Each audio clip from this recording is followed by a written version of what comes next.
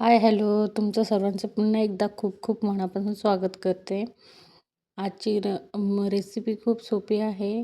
वालाच्या शेंगाची मी भाजी करत आहे. कोणी वालाच्या शेंगा म्हणतं, तर कोणी वालपापडी पण म्हणतं.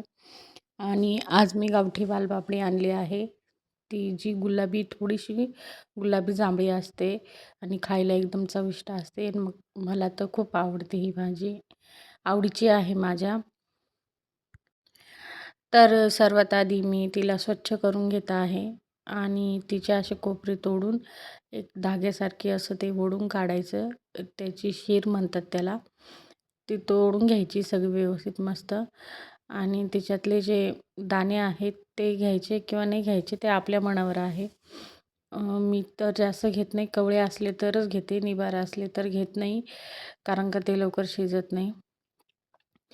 झाली आहे. अशा प्रकारे दाणे आणि शेंग सेपरेट करून घ्यायची. त्यानंतर मी मस्त आता ते चाकूने कापून घेते. एकसारखे सर्व तुकडे करून घ्यायचे.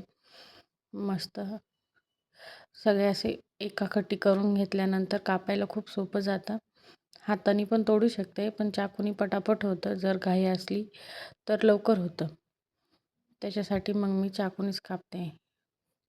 सकाळी खूप जास्त घाई असते, डबे वगैरे सगळं, म्हणून चाकूने पटापट कापून घ्यायचं.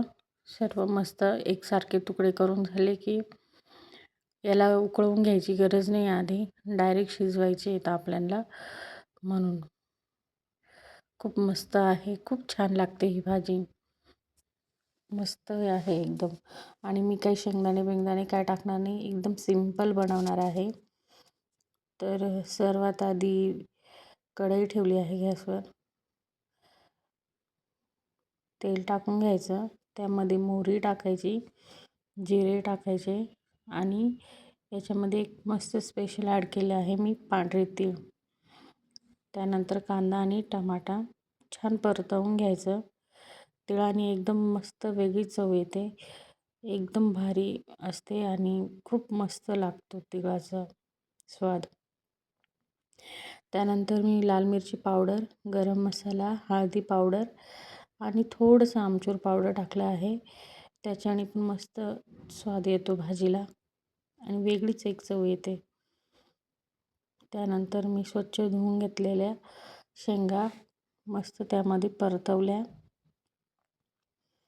छान परतवून घ्यायच्या सर्व मिश्रण. मस्त त्याला मसाले लागले पाहिजे मस्त.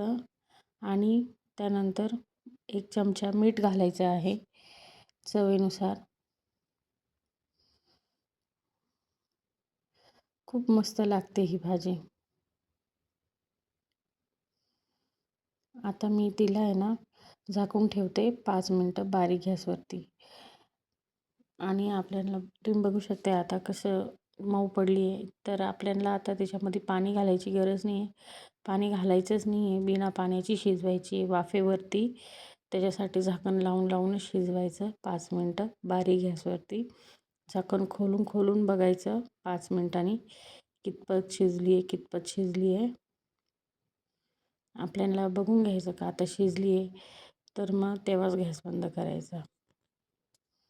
अजून थोडं बाकी आहे, तर मी आता कोथिंबीर घालून घेतली आणि कोथिंबीर छान मिक्स करून घेतली आणि अजून मी थोडी 5 मिनटं बारीक गॅसवरती शिजवते. तयार झाली आहे.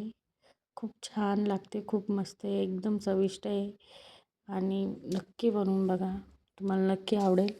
आणि जर माझी अशाच घरगुती रेसिपी बघण्यासाठी सबस्क्राईब करा.